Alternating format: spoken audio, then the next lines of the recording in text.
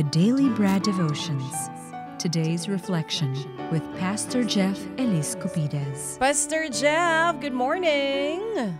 Good morning, Ted. Good morning, Cha. Tama ka, Ted. Yan ang magiging topic natin ngayon sa ating mga kababayan na medyo feeling nila tapos na yung season nila. So, Cha, may letter tayo, tama? Yes, galing kay Nanay Cecilia at lahat ng mga senior citizens na malamang yung iba ganito rin po ang nararamdaman. Basahin ko, Pastor. Sabi niya dito, Pastor Jeff, ako po ay isang senior citizen, 68 years old at isa ng byuda. Meron akong 2 anak pero hindi ko na parehong kasama sa bahay.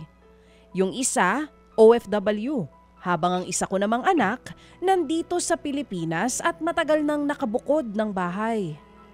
Ang tangi ko na lamang kasama ay ang aming kasambahay na malapit na ring maging senior citizen tulad ko. Ang dami nang iniinda ng matanda. Mahina na at ang hirap ng kumilos. Lalong mahirap kapag merong iniindang sakit. Kagaya ko na naoperahan na sa puso. Na-stroke po ako at maswerteng nakaligtas sa bingit ng kamatayan. Ngayon ay ang dami ko ng gamot na iniinom. Idagdag pa ang aking diabetes na kailangan ko ring inuman ng maintenance araw-araw.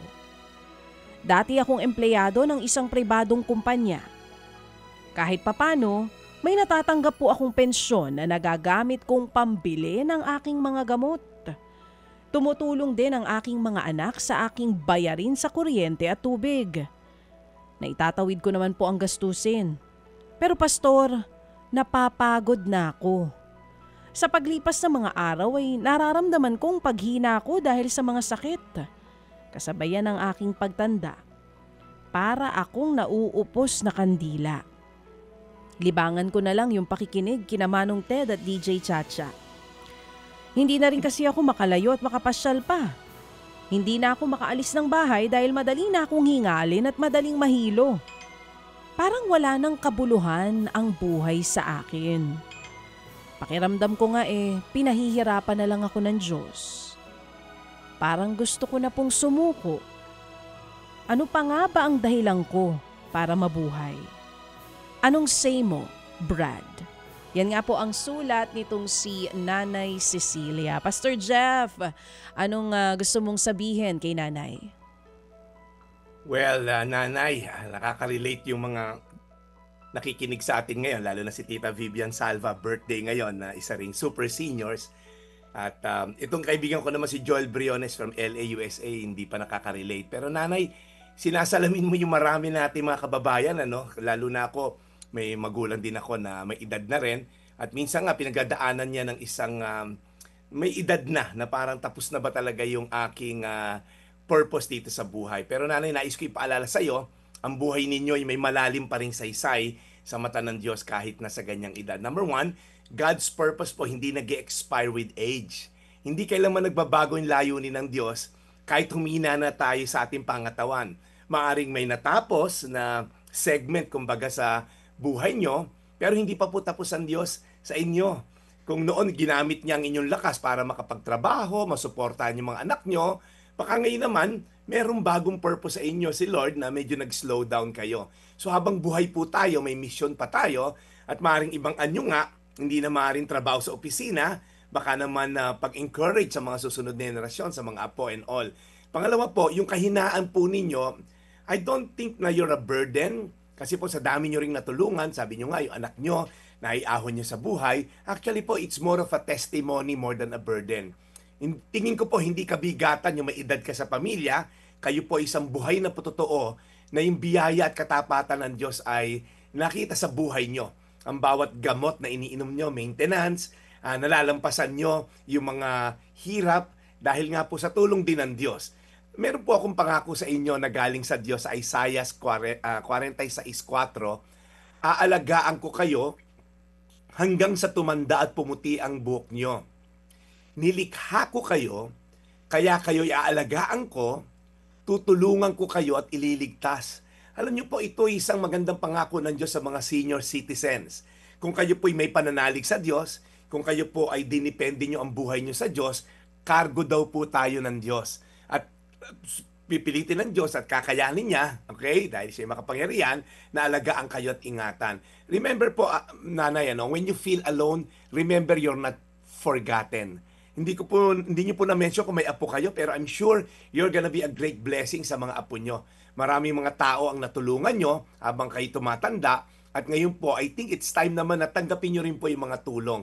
So may practical application lang po ako. Number 1, is start each morning with gratitude. Instead po mag-focus tayo sa pain, sa limitasyon, sa kahinaan, simulan po natin yung araw sa pasasalamat.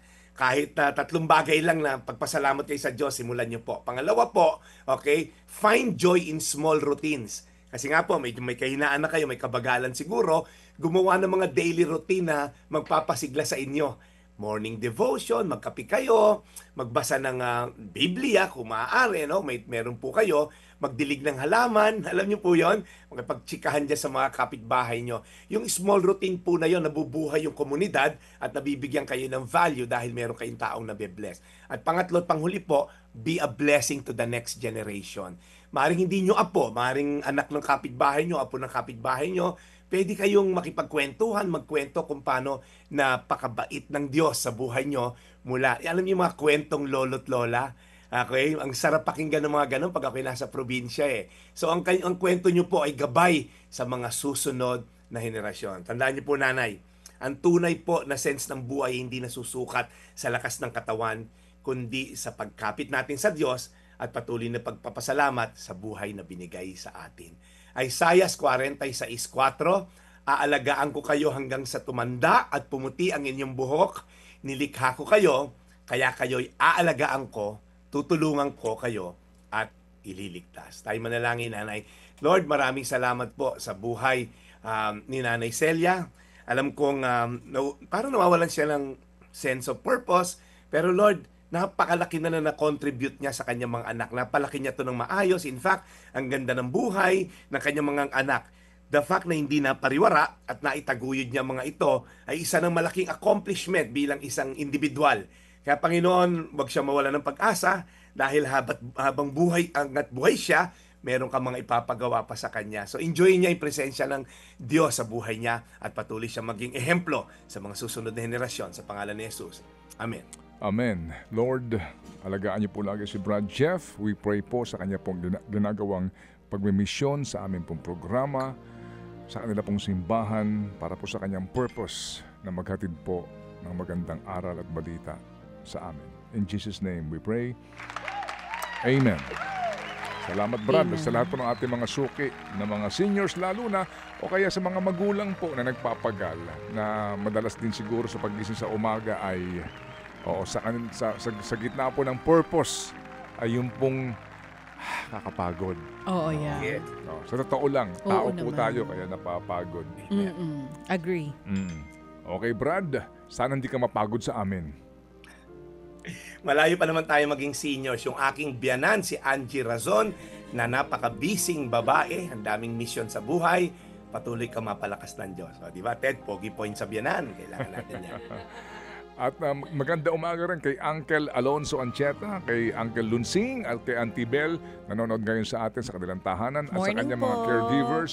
Maganda umaga po and thank you for watching, Uncle and Auntie, and God bless you and Thank you. embrace you. Amen.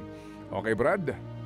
Maraming salamat, Brad Ted. Ito po yung Daily Brad, your daily dose of inspiration. Mga kapatid, brothers and sisters, saan ka pa? Dito na tayo sa totoo.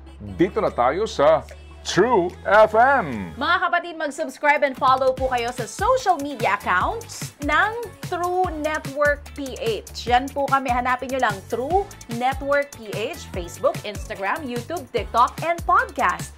Mapa Apple or Spotify man yan, mahahanap nyo kami. Lahat ng mga napapanood at napapakinggan nyo po sa programa, nasa social media accounts namin yan. So, paano mga kapatid? See you sa social media!